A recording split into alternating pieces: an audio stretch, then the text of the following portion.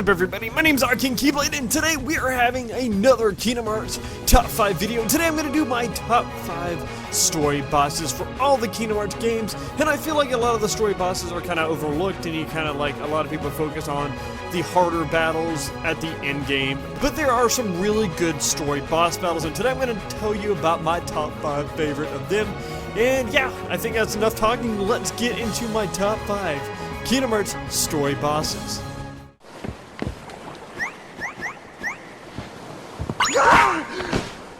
Coming in at number 5, I have Captain Hook.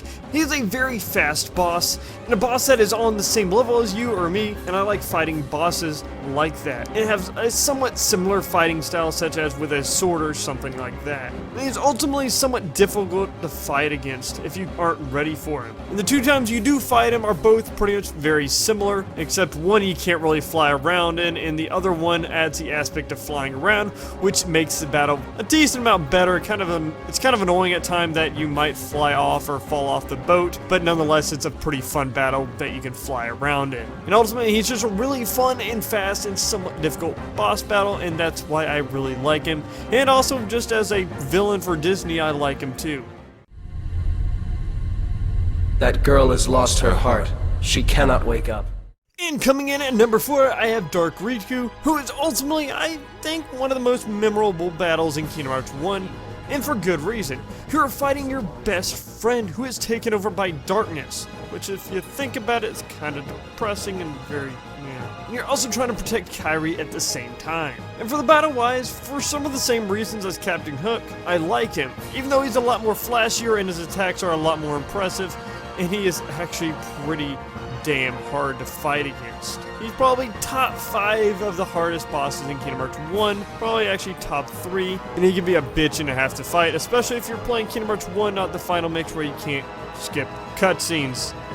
It gets a little annoying, but nonetheless, that is a very memorable and a very tough fight too. And also Riku kind of being a dick the whole game, it's nice to get a little payback on him for being a dick.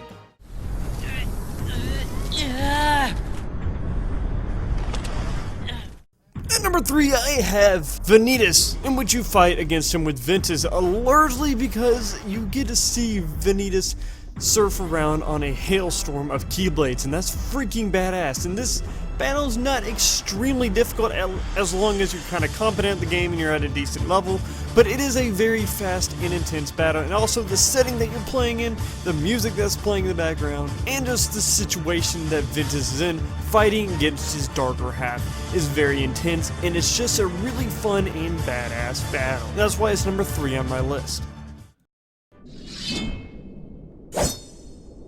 Now you'll bow to...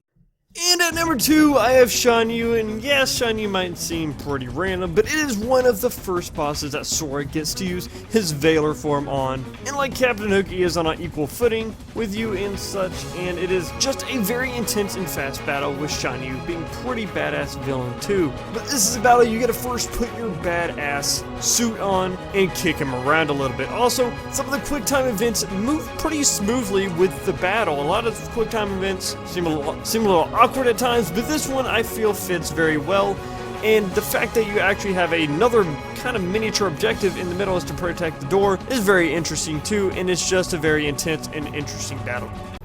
Huh? And at number 1, I have Roxas, and even though technically the Roxas battle is only a story mode fight in 2.5, it is still a story mode fight nonetheless. And this is my favorite and most memorable fight of any of the games. The battle takes place inside Sora's head, and having to fight the other part of Sora, who is Roxas, is very sad in a way, and the entire atmosphere is sad and epic at the same time, with Roxas' theme playing as you fight, and the actual fight is extremely fun and difficult at the same time. And you also have a extremely rare chance of actually using 3 freaking Keyblades, which is damn badass. And everything about this battle is amazing, it is epic, it is sad, it is emotional, and that is why it is number 1 on my story mode bosses, and also probably overall boss battles of any of the games.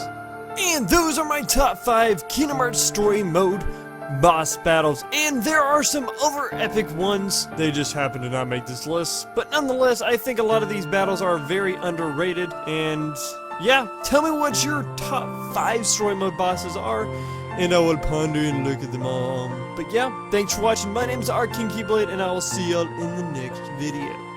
Peace out.